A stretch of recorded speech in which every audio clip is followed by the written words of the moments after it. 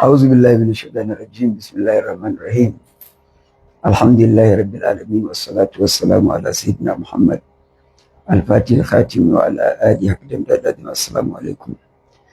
mun dawo kan karatunmu na tambayoyi da amsoshi kai tsaye. Akwai tambayoyi da ba mu samu amsa ba tun na makonni da suka wuce wanda lokaci ya mana. Yau za mu yi kokari insha Allah mu amsa gurgurdan wanda muka sani. In mun samu hali ya samu zuwa an jima can da yamma da dare mun samu lokaci za mu karasa sauran. Yanzu za mu samu wanda za mu fara da shi saboda kar ya zama da yamma ma ba mu samu lokaci isasshe ba, muka ce bari mu fara tun yanzu. Wannan dan uwa yana tambaya cewa ya ce assalamu alaikum warahmatullahi ta'ala wa barakatuhu. Idan mutum ya furta saki ga matarsa saboda fushi da bacin rai a bayan idanta bata ji ba, sai a take da cikin hayyacinsa ya janye sakin ko ya rubuta takarda kafin ta gani sai ya yaga takardar ya fasa, ya matsayin sakinsa. Allah ya ƙara lafiya da tsawon kwana, ya jaddada rahama ga Maulana, amin. To dan uwa dan jega yana ji sunan ko? Wato idan mutum ya furta saki cikin fushi ga matarsa amma fa bayan idan ta bata ji ba, kuma wani waliyin ta bai ji ba, kafin ta dawo sai ya huce ya ce ya janye sakin, to shikenan saki bai iso kanta ba, saki bai yi ba, tunda bai furta mata ba, wanda ya kamata su ji magana ba su ji ba. Haka in takarda ya rubuta ya kona, nan ma kafin ta ga takarda ko kafin wani waliyin ta gani, to shikenan wannan sakin bai yi ba. Duk da akwai hadisi da yake cewa wanda ya saki cikin tsananin fushi, kurewan fushi, sakin bai hau ba, amma dai ƙarfinsa bai kai wancan hadisi ammi da yake cewa salasun jiddun na jiddun hazo na jiddun ba, saboda dama ai ba a saki sai cikin fushi. To amma in dai bata ji ba, to in Allah ya so sakin bai yi ba insha Allah. Sai dan uwa anan ki tambayan cewa tambaya ta ita ce, idan mutum ya yi fama da rashin lafiya mai tsanani har ta kai tsawon lokaci bai yi wazifa da lazimi ba, in ya samu sauki ya zai yi? Zai biya ne? Allah ya ƙara kusanta Maulana Shehi da shugaba sallallahu alaihi wa alihi wasallam, amin. Akilu Ibrahim Dankama.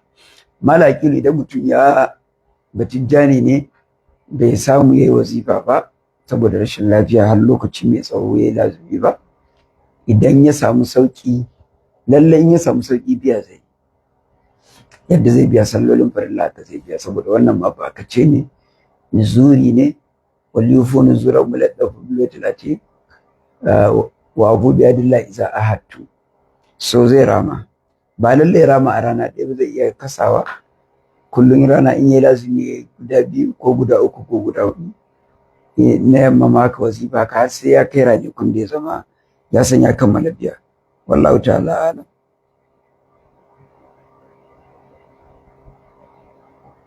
To wannan kenan.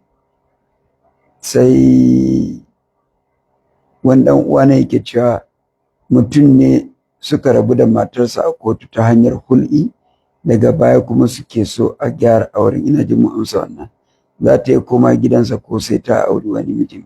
Tukuna ba sai ta auri wani miji ba.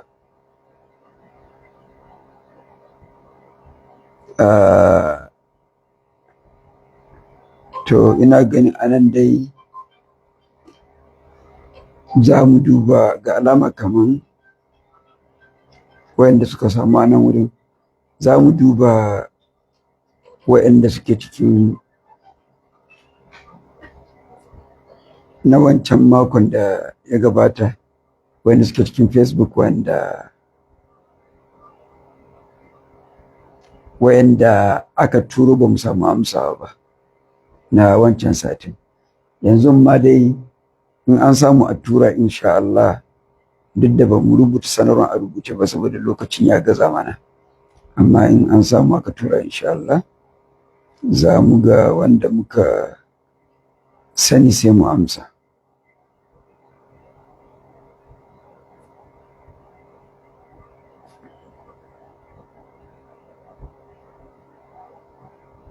Yawwa.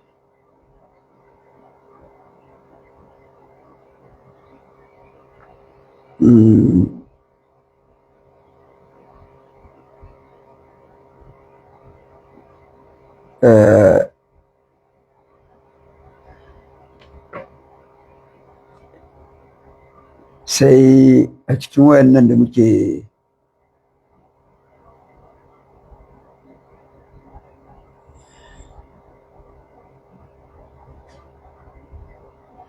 nan ga dan uwa yana tambayar Malam Abubakar Yahaya, yake cewa idan mutum ya cewa matarsa kada ta sake ta fita shagonta yau, idan kuma ta fita a bakin aurenta, to idan ta fita fa me hukuncin aurensu? Ma'assalam, Allah ya kara wa shi lafiya, alfarman manzo Allah sallallahu alaihi wasallam. To idan mutum ya ce wa matarsa in kin fita shago auren ki a mutu, ko kuma in kika sa kafa kika fita gidan na bakacin auren ki, ko kuma in kika yi kaza fa anti daliqun, malaman fiqh suna kiran irin wannan shika at-talaqul mu'allaq, wato ratayyen shika da ke jiran sharadi ya cika sai shika ya tabbata. In har sharadi ya cika yadda ya faɗa, in kika sa kafa kika fita a ɗakin na auren ki a mutu, to da za ta fita ta windo misali, in kika sa kafa kika fita kofar nan auren ki a mutu, za ta fita ta windo auren ta nan, tunda har yace kika fita kofan ɗakin nan a bakacin auren ki. To sai ka ga idan da ta fita ta windo, to auren ta yana nan, ko ta wata kofa, ko ba kafan ta saba a hannu aka daga ta aka fidda ta misali. Amma yace in kika fita ɗakin na bakacin auren ki, to ko ta windon ta fita aure ya mutu misali. To in yace in ta fita shago aure ya mutu, da za a talaqul mu'allaq yake, an ta'alikin auren kan wani aiki takamamme, in ta aikata aikin kuma aure ya mutu, idan kuma bata aikata ba to aure na nan har lokacin da shi ya janye kan haka ya faru. Wallahu ta'ala alam.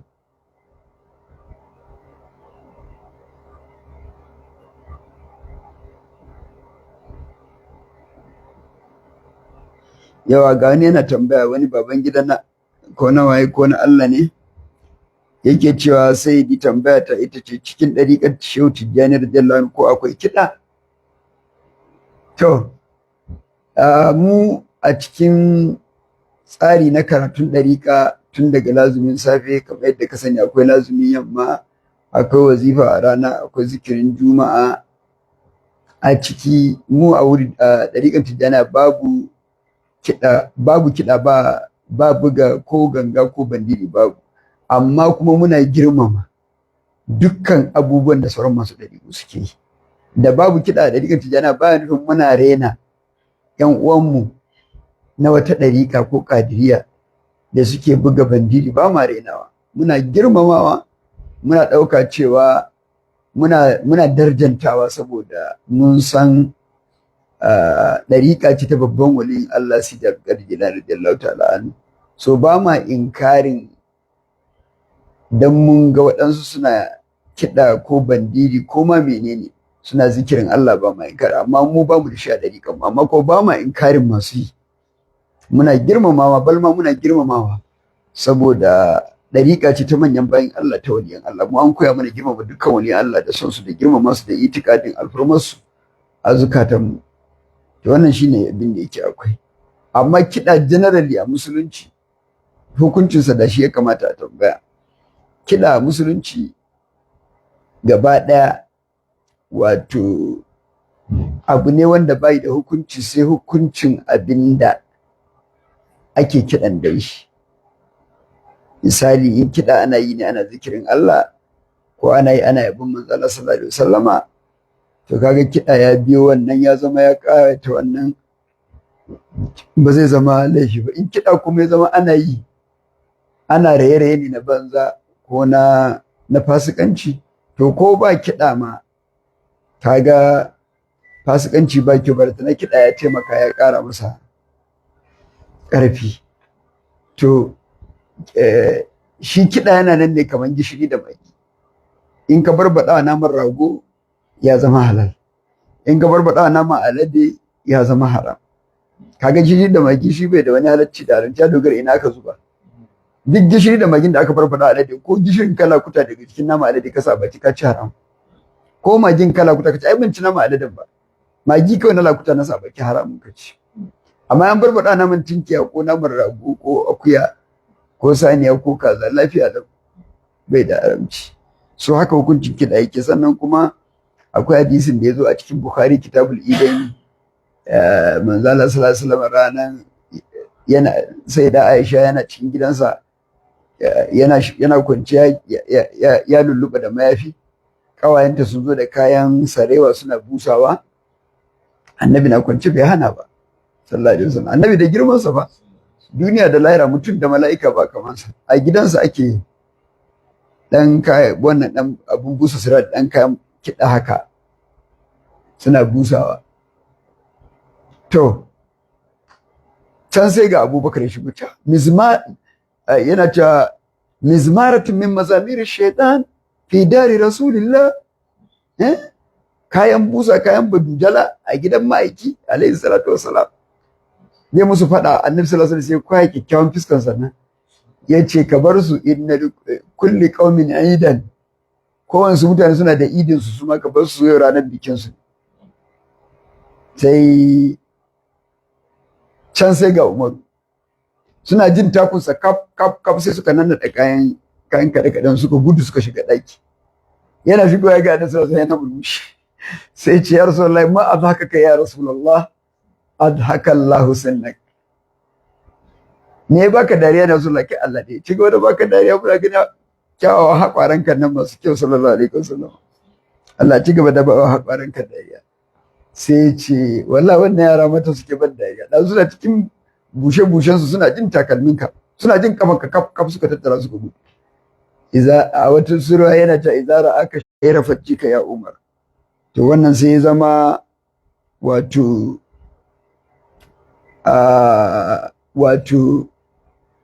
‘yan matan da suka ji haka, sai da Umar ya ji cewa wai suna kwarjininsa ba su yi kwarjini. To Umar sai da ya ji cewa wai sun ji takunsa ne suka kuya, sai ya ɗaga murya ta ya aduwati an kusa hunna, ya aduwati an kusa hunna, ya kuma iyakanku da kanku, a tahibna minni wala tahibna min rasulillah. Yanzu ni Umarul Khabbani kuke ganin kwarjini, ba za ku ji kwarjinin manzo Allah ba? Sai suka ce annabi na da taushin yanayi, baya matsa mana kai, ko muna tsoron ka saboda kaushin yanayinka. To haka dai kaga ya nuna cewa lokacin da Habashawan nan suka zo, shi ma Bukhari ya kawo shi a kitabul idain a aljami'u sahih kenan. Lokacin da mutane Habashan nan suka zo suna rawa suna yabon annabi sallallahu alaihi wasallam a masallaci, sai da Aisha tana kallo, yana cewa ya ishe ki hasbiki ya Aisha, ya ishe ki, ta ce ya Rasulullah bai ishe ni ba. To ai kaga ya nuna da haramun ne, annabi ba zai gani ya karrara ba. Wallahu ta'ala alam. To wannan kenan. Sai wato da haka ya zama takaice hukuncin kiɗa a musulunci, wanda ina ganin kamar shi yafi kamata mai tambaya tambaya. Amma a Tijjaniya babu kiɗa a cikin ayyukan Tijjaniya, amma ba ma rena masu yi, kamar yadda na faɗa. Muna ganin girman su, ƴan uwanmu ne, ƴan ɗariƙar Qadiriyya da sauran masu yi duka. Muna girmama abin da suke, muna girmama abin da sauran masu ɗariƙu suke yi, ba ma kushewa. So wannan kenan. sai mai tambaya na ga in ka gama batijjani ko mawaki ko shayi yana kiɗa to yana yin nasa ne kamar yadda musulunci ya halatta, ba wai yana yi dan koyarwan ɗariƙa ba ne, yana yin nasa ne kuma amma ba laifi ba ne.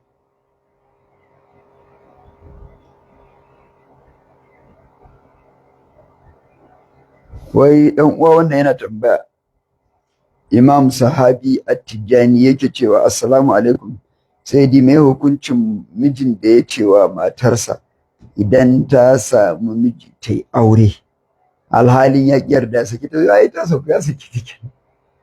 Ai da ya ce idan ta samu miji ta yi aure, dama abin da yana ta neman miji saboda tana da aure kuma mai auren nan shi, kuma shi kadai ne yana ta samu miji ta yi aure. Yau in yace mata idan kin samu miji ki aure to shikenan, wannan yana nufin saki, saboda baka saka wadda wannan kace ba saki kake nufi ba, dama haramun ne ta aure saboda tana auren ka, so da ka gaya mata haka shikenan aure ya kare, ko bai sake ta ba ko ta saku. In ta irga idda daga lokacin idda na cika shikenan sai ta samu miji sai ta aure. Wallahu ta'ala alam. Saboda ba wasa da maganar aure, ba wasa da maganar shika. Akwai kinaya, akwai wannan a maganar shika, to amma wannan yana kama da tasrihi ba kinaya bane. Ka ce mata in ta sami miji ta aure, to ai shikenan daman kai kadai ka rage ka faɗi wannan magana. Babanka bai zai gaya mata haka ba dan ba shi zai saka maka ita ba, in ba dai kai mahajuri ba ne. Waliyinta ba zai gaya mata haka ba, bai da hannu a kanta sai kai, amma da ka gaya mata haka to shi kenan, in ta sami miji za ta yi aure. Wallahu a'lam.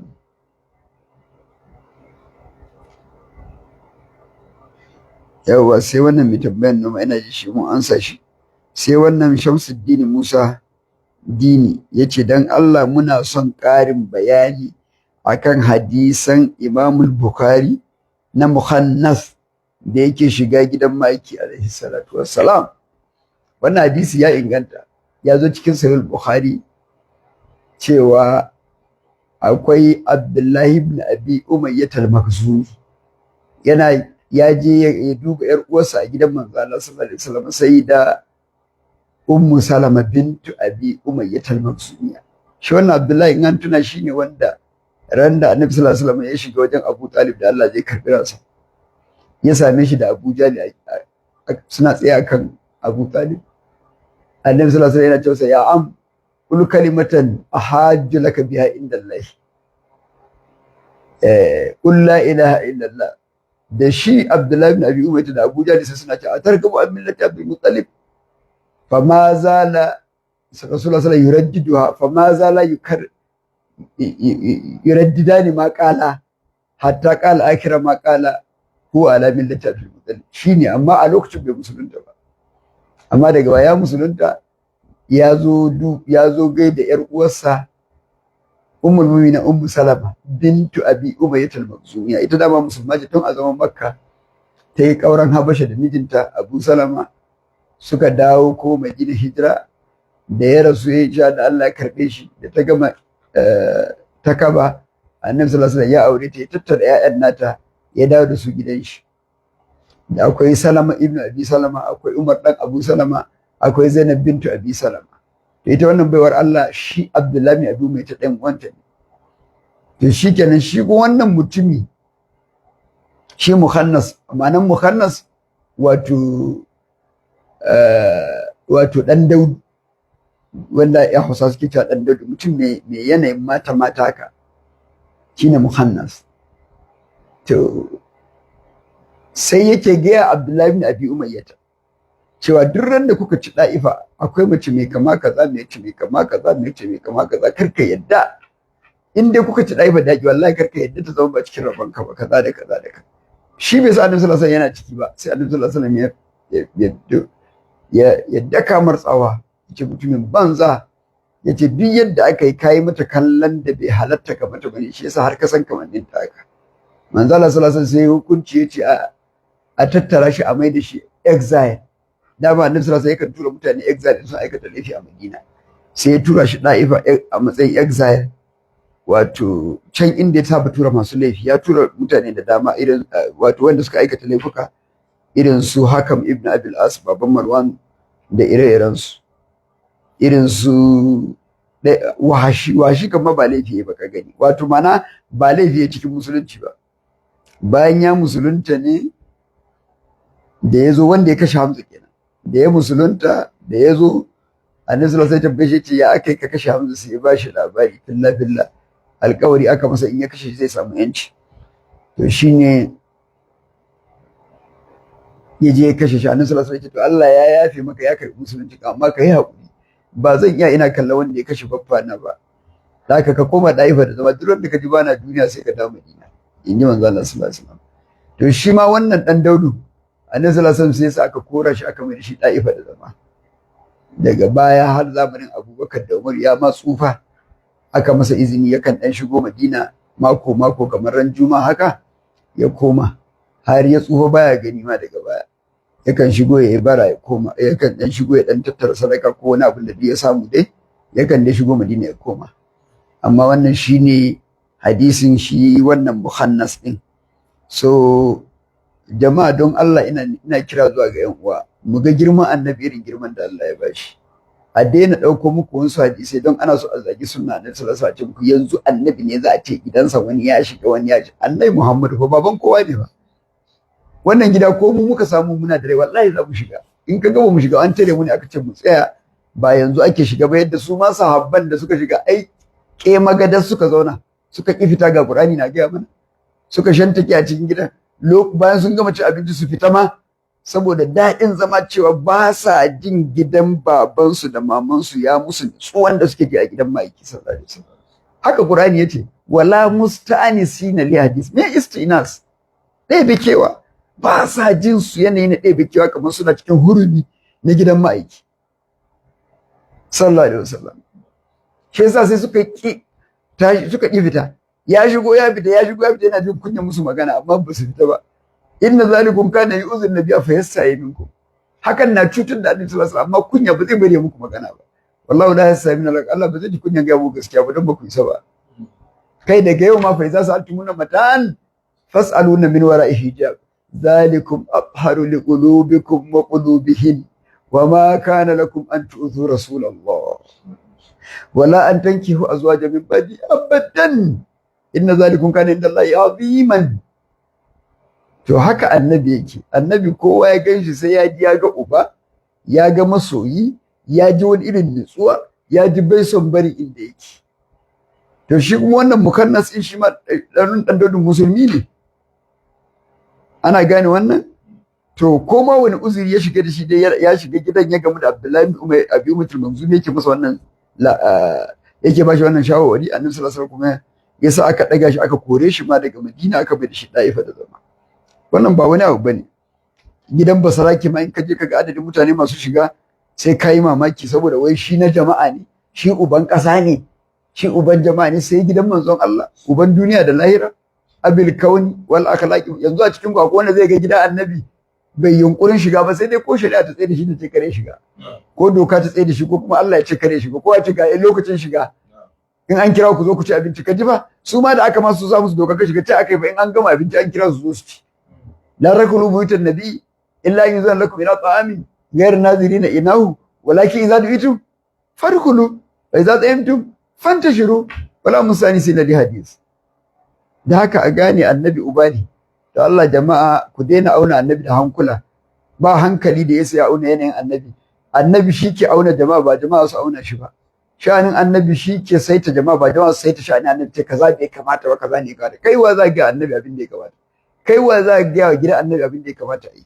So da Allah da annabi a rika kiyaye, sai ku rika misali yanzu kaman kai ne fa, yanzu kaman ko da annabi ya wuce nan ba an nisabta shi da wani. Allah ya gyara yan uwa, mu kiyaye. Yanzu ma abin da ake ci na musifu sun yawa, kuma babba abin da yake ya su rashin mutunta abin da Allah ya mutunta.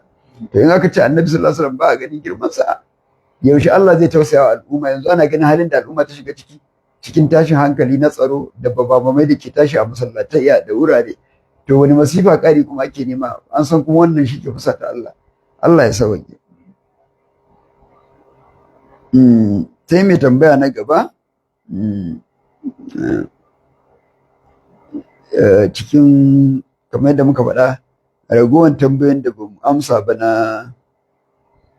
na wancan makon a ciki ne muke duba wayanda bamu amsa mu sai muke ɗauka muna amsa ba.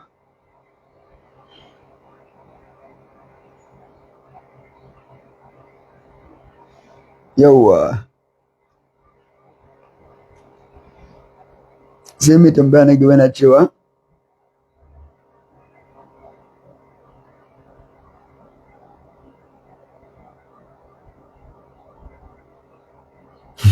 wannan ba tambaya ba ne. Haruna Abdullahi Ibrahim wani dai tambaya ta ita ce dan Allah akwai group na WhatsApp, in babu dan Allah buɗe mana. Akwai group na WhatsApp na Darut Talim da muke da shi wanda muke karatuttuka a ciki ana tura duk karatun da muke a nan wurin akan wannan shafin. Yan uwa sukan ɗauka su tura a Darut Talim, sukan ɗauki su cire audio ɗin su tura audio saboda masu saukewa da sauransu. Akwai group na Darut Talim, yawanci mutane wanda duk ya turo namban shi ana sa shi a cikin group ɗin saboda ya zama ana samun gado. Akwai na me ake cewa abin nan Telegram, akwai na Telegram da yan uwa suka bude shi ma.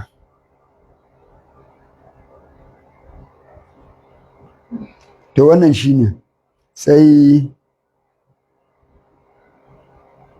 yawa sai wanda yake tambaya Ibrahim Kabir, shin matafiyi zai yi ma mazauna limancin sallan Juma'a?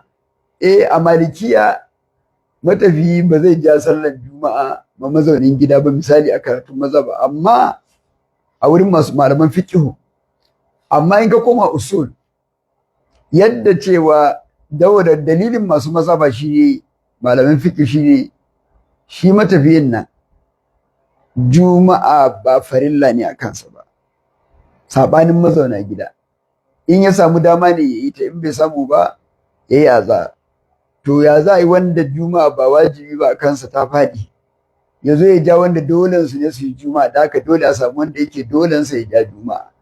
Wannan yana da alaƙa na kud da kud da maganar cewa hukuncin sallar liman da mamu yakan daidaita waye ya kamata ya ja sallah waye ba zai ja ba.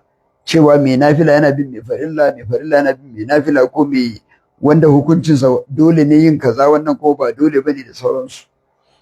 Hadisin sayyidina Mu'adh dan Jabal wanda da shi Imam Shafi yake hujja cewa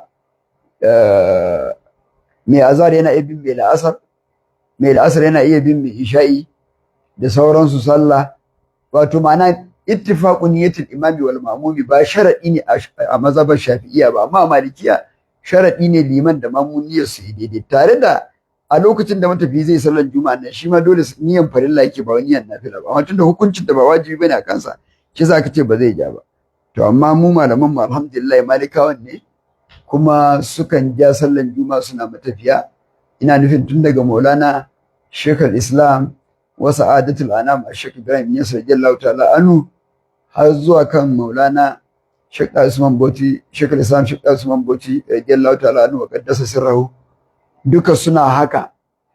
Wannan shine abin da yake akwai, da yake khilafa ce wato far'iyya, khilafa ce wacce take a mustawan furu'a ta tsaya, bata kai usul ba, bata kai a usul ba dukansu sallah suka yi na ibada na in ka zo fiqh ne zaka samu wannan bambance ke tasowa.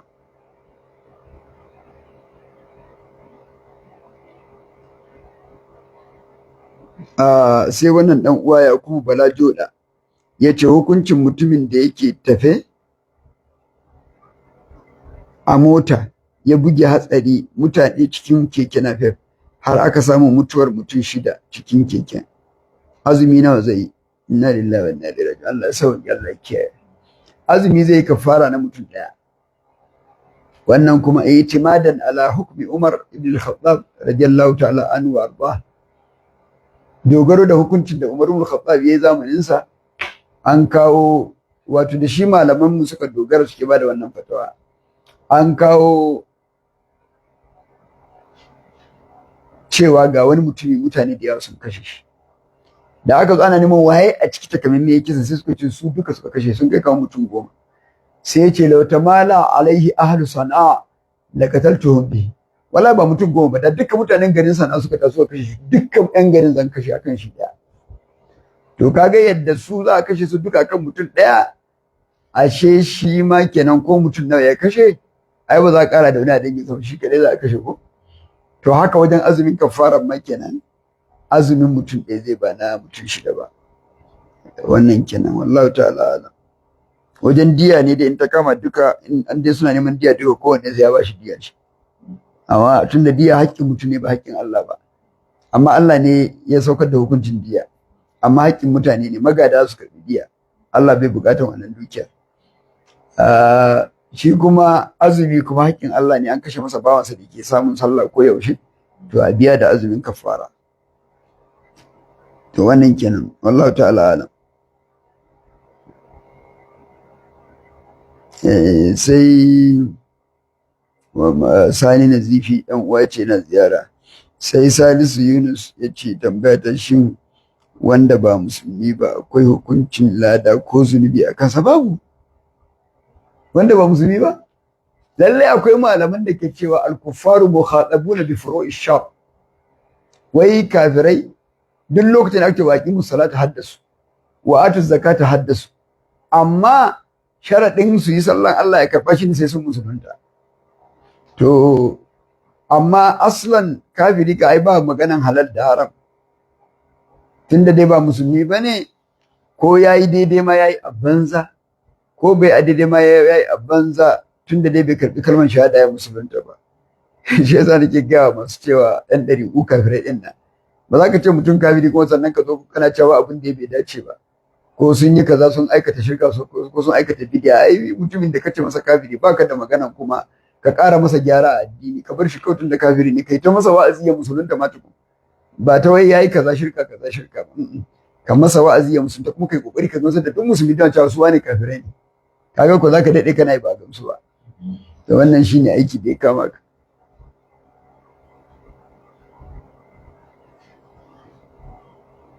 tunda ba kafirin da yake gudun kafirci in ka ce masa shi kafiri ne bai musunta bai imani an ce ka bai imani da annabi sallallahu alaihi wasallam in ka ce bai imani da kwai zai ce bai imani da shi ba to wadannan ko kuka samu suna kafirai ba su suka sa kansu ba shi ko kaidan kafirci